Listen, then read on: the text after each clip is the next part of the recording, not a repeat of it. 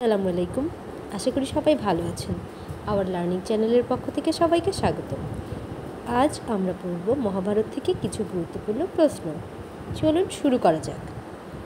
মহাভারতের রচয়িতা ব্যাসদেব বা বেদব্যাস, যার পুরো নাম মহর্ষি কৃষ্ণ দ্বৈপায়ন বেদব্যাস।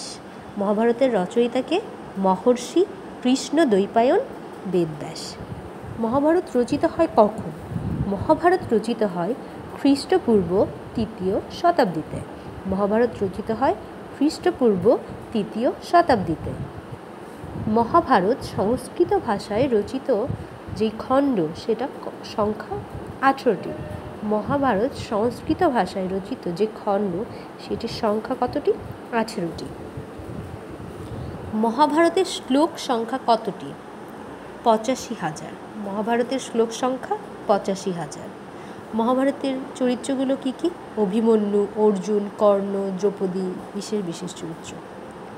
মহাভারত বাংলায় প্রথম রচনা করেন কে? কবীন্দ্র পরমেশ্বর। মহাভারত বাংলায় প্রথম রচনা করেন কবীন্দ্র পরমেশ্বর। কবীন্দ্র পরমেশ্বর অনুদিত গ্রন্থটির নাম কি? পরাগলি মহাভারত।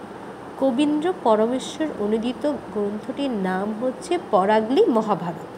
শ্রীকর নন্দী রচিত মহাভারত যেই বইটি সেটির নাম ছুটিখানি মহাভারত। শ্রীকর নন্দী রচিত মহাভারতটির নাম ছুটিখানি মহাভারত। মহাভারতের শ্রেষ্ঠ বাংলা অনুবাদক কে? কাশিরাম দাস। মহাভারতের শ্রেষ্ঠ বাংলা অনুবাদক হচ্ছে কাশিরাম দাস। ধন্যবাদ সবাইকে। চ্যানেলটি লাইক এবং সাবস্ক্রাইব করে দয়া করে পাশে থাকবেন।